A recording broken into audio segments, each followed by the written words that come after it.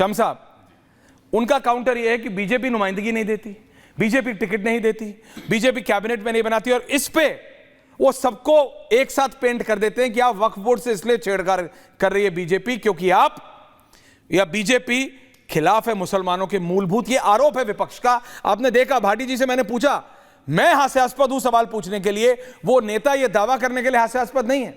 मैं बेहुदा हूं ये सवाल करने के लिए, वो नेता नहीं है ये दावा करने के लिए। तो विपक्ष हर चीज बोल देगा इस आड़ में कि बीजेपी नुमाइंदगी नहीं देती। शम्स साहब, ये बदकिस्मती है इस देश के मुसलमानों की कि विपक्ष भी आज अपनी राजनीतिक रोटियां उस कम्युनिटी के ऊपर सेक रहा है, क्योंकि विपक्ष के पास बचा कुचा मुसलमान ही तो बचा है आज।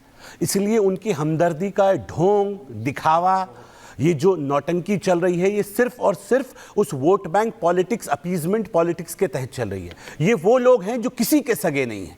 और मैं बड़ी जिम्मेदारी से इस बात को कह रहा हूं। मैं सिर्फ एक सवाल भाटी जी से भी पूछ रहा हूं और तमाम जी मैं इस जिम्मेदारी से पूछ रहा हूं कि 75 साल बनाम मोदी कार्यकाल, 75 साल में आपने क्या किया? ये वक्फ की जमीनें यही थी, ये वक्फ की जमीनें कहीं आज आसमान से तो टपक नहीं गई।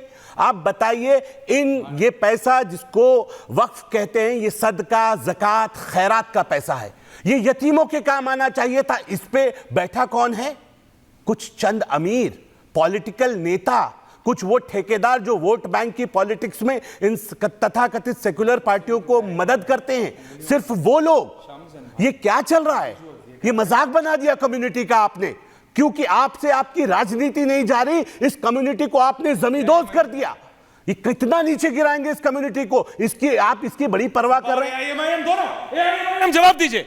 शम्स साहब क्या गलत कह रहे हैं? देखिए, हम तो उस केंद्र सरकार से, मोदी जी से सवाल पूछा कि आप जो है गैर मुस्लिम लोगों को क्यों आप हमारे उसमें वफ़ की जो टीटीडी में जब थे तब तो नहीं बोले। मैं तीन सवाल, तिरुपति मंदिर में जब नॉन हिंदू थे तब तो नहीं बोले। फिर मैं बताऊंगा, बोलिए ना, बताइए। तीनों ये लाना जल्दी शर्मा गलत है। दूसरा, आपने जो है, आप जो है जिस तरीके से असंवैधानिक है ये कानून, जो जिस तरीके से कानून लेकर आप ये मानते हैं? तीसरा, सर सुनिए, अरे सर सुन तो लीजिए, ये तो कोई गलत तरीका है आपका। भाटी जी आपका गलत तरीका है, मातम कर रहे हैं। आपको भाटी जी पे एतबार नहीं है। आपने बिना सोचे संजय सिंह आम आदमी पार्टी के आपके लिए नोट तैयार हुए एपीसी में, जो राहुल गांधी मुसलमान नहीं है, वो भी तो गैर मुस्लिम है, फिर उन पे एतबार क्यों हो जाता है? ये क्या ड्रामा है?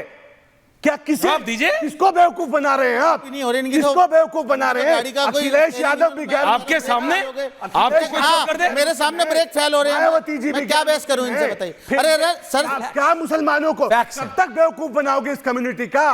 कब तक अपनी दुकानें चलाने के लिए मुसलमानों का जवाब दीजिए।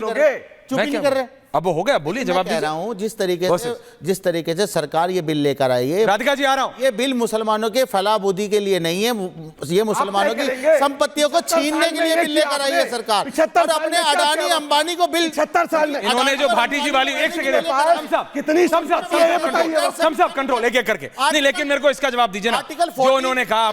हाँ बोलिए। आर्टिकल 14, आर्टिकल 25, 26 का गैर खिलाफ है, इसलिए मैं कह रहा हूँ गैर संवैधानिक है ये बिल। सर्वर साहब, संपत्तियों को छीनने के लिए बिल लेकर आई है, जिस तरीके से एनआरसी सीए लेकर आकर मुसलमानों एक बात बता दीजिए, ऐश्वर्या जी, इतना पूछ लीजिए इनसे, हमारी वक्फ किसके लिए है? लेकर आई है, अमीरों के लिए है कि गरीबों के लिए? सवाल पूछ रहे हैं, सुनिए, हम सदन से अरे सर, मुझे इसका विरोध करेंगे, और हो सके आप करिए विरोध, जैसा विरोध प्रदर्शन दोबारा होगा अगर ये बिल सरकार लेकर आती है। हम चैलेंज, हम जानते हैं आपको, हमारे देश आपकी राजनीति को भी जानते हैं, आपको भी। सर्वर साहब,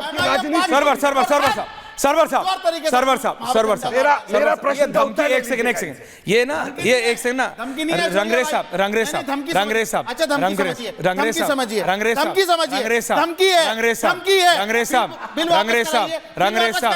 धमकी वापस हो जाए, हिम्मत है तो करवा लो, हिम्मत है तो हिम्मत है सरकार में, रोक लेना हमको, रोक लेना, फिर सरकारों के खिलाफ नहीं जाया जाता।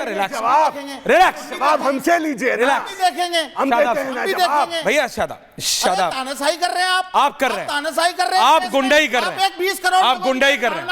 कौन कर रहा है? ये सरकार क्या चाहती है? ये सरकार हमारी संपत्ति छीनना चाहती है, हमारे अधिकार छीनना चाहती है। ये मुस्लिम विरोधी सरकार है, दलित विरोधी सरकार है। मेरा उत्तर ले। सर्वर साहब, एक मिनट, सरवर ले साहब, लीजिए। सरवर साहब, एक सेकंड, वक्त किसके लिए है? शम्स साहब, मैं ये पूछ रहा हूँ, वक्त किसके लिए? एक सेकंड, क्यों हो जाए चुप, कि गरीबों क्यों हो जाए? पता नहीं क्या- क्योंकि आपकी असलियत रख देते नहीं, हैं। ये- अमीरों के लिए है कि गरीबों के लिए? अमीरों के लिए है कि गरीबों के लिए? अमीरों के लिए, गरीबों के लिए? अमीरों के लिए, गरीबों के लिए? सरवर साहब, अरे 9 लाख वक्फ बोर्ड किसके लिए बना था? एक मिनट आप दोनों, प्लीज रिलैक्स, मैं कह रहा हूँ डाउन। सर्वर शर्मा, पहले झगड़ा तो तुमसे बंद डायरेक्शन नहीं हो रहा। और आंध्रा में server cut me down please. Shams साहब, रंगरेज, रंगरेज, उन पर बात नहीं हो रही। रंगरेज जी, जी। प्लीज। सरवर साहब और उधर Radhika ji and Rohit, please, thank you. आप लोग बिल्कुल आउट ऑफ कंट्रोल हो जाते हैं बॉस। रंगरेज जी, इन तीनों को लाइए। सरवर साहब, ये वक्फ बोर्ड, इतना तो मैं पढ़ जी, चुका हूं। धन्यवाद ईश्वरीय जी। हाँ बोलिए, बाटी जी को बुलाइए मेरी जगह। बोलिए सरवर साहब। एक सेकंड शम्स साहब, जहां शम्स साहब, जहां control। से बोलिए। जहां से आपने भाटी जी से सवाल किया था और भाटी जी ने जहां बात अपनी पूरी की थी, मैं वहां से चलना चाहता हूं। देखिए, 2-3 बातें हैं। कन्फ्यूज़न वाकई बना हुआ है और दोनों तरफ बना हुआ है, मुस्लिम समाज में भी और नॉन मुस्लिमों के बीच भी।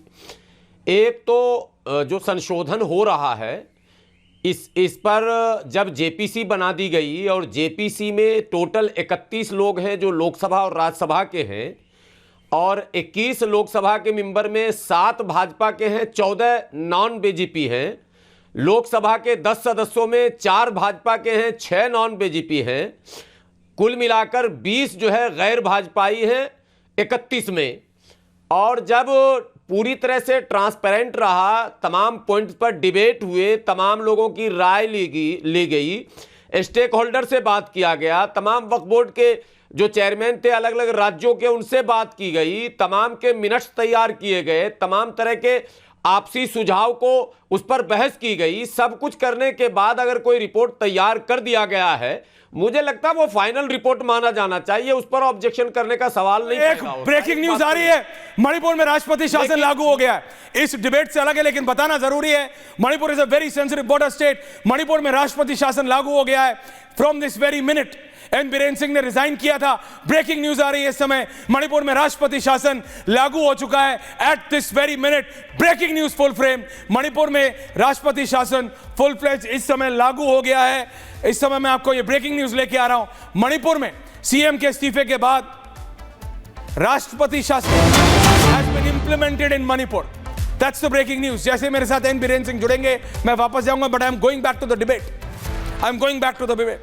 शम्स साहब, राधिका जी, रोहित जी, भाटी जी, वापस आ रहा हूं। ये वक्फ बोर्ड गरीबों के लिए बना था, लास्ट मैंने चेक किया। ये इस पे कंसोर्टियम हो गया और इसमें बीजेपी वाले अछूते नहीं है। राधिका जी, मेरे पास आपके बीजेपी के भी मुसलमान नेताओं की लिस्ट है जिन्होंने वक्फ बोर्ड के जरिए कान घुमा के पकड़ने की कोशिश की है। सारी पार्टी के मुस्लिम नेता एक साथ आ जाते हैं, सारी, कि इसको टच मत कर लेना, इसको टच मत कर लेना, बवाल हो जाएगा। क्या बवाल हो जाएगा साहब? गरीबों के नाम पे आपने इतनी लाखों लाख प्रॉपर्टियां ले ली। क्या सरवर साहब मुझे बता दें या भाटी जी मुझे बता दें, हमारे पश्चिम में कम है? मैं बता रहा हूं ना। नहीं, अरे आप क्या बता रहे हो? प्लीज, क्यों पूछूं आपसे? नहीं, मेरे से पूछिए। आप जाके आंदोलन करो। आंदोलन भी करेंगे, करो ना आंदोलन। करेंगे। आपसे नहीं पूछ रहा मैं अभी। हाँ, आंदोलन करो। जब आंदोलन करोगे तो आ जाएंगे हम। मैं सिर्फ इतनी बात कह रहा था क्योंकि हम सब जानते हैं कि ये गरीबों के लिए वक्फ था। आपका आ रहा हूं सरवर जी। एक बहुत जिम्मेदार चैनल है और देश के अंदर सबसे ज्यादा देखे जाने वाला चैनल है। आम आदमी, आम मुसलमान जो आज आपके चैनल को देख रहा होगा, मैं उससे ये पूछ रहा हूं कि वो बता दे, अपने अड़ोस पड़ोस में देख ले कि वक्फ से किसी मुसलमान को कभी कोई फायदा पहुंचा या नहीं। तो जवाब आएगा नहीं। आप इस्तीफा दे दीजिए। सर बता रहा आप इस्तीफा हूं, दीजिए। आता हूं ना मैं। आप पहले इस्तीफा अरे दीजिए। मैं आ रहा हूं। आप इस्तीफा दीजिए। अरे भाई आप बीच में मत बोलिए, बीच में मत बोलिए, बीच में कमाल कर रहे। अरे जब आप कह रहे हैं कोई मैं आ रहा हूं, मेरी बात आने दीजिए, फिर बोलिएगा। पद पर बने बैठे हैं भाई? बता रहा हूं ना। आप क्यों पद पर बने बैठे? बता तो रहा हूं। बताइए ना क्यों बने सुन तो बैठे? लीजिए। आप बताइए आपने क्या काम पहले किया? भी चिल्ला रहे थे, फिर मैं बोलूंगा, डिस्टर्ब हो जाएंगे। अरे मैं बोलने नहीं दूंगा अब आपको। आप बोलने नहीं दूंगा। यही तो ताना मैं बोलने नहीं दूंगा अब आपको। इस्तीफा दीजिए। Okay Rohit, Rohit relax, Rohit Singh relax please, thank you very much. मैं आ रहा हूं वापस। अरे तो आप उनको कर रहे थे, वो आपको कर रहे, रोहित प्लीज।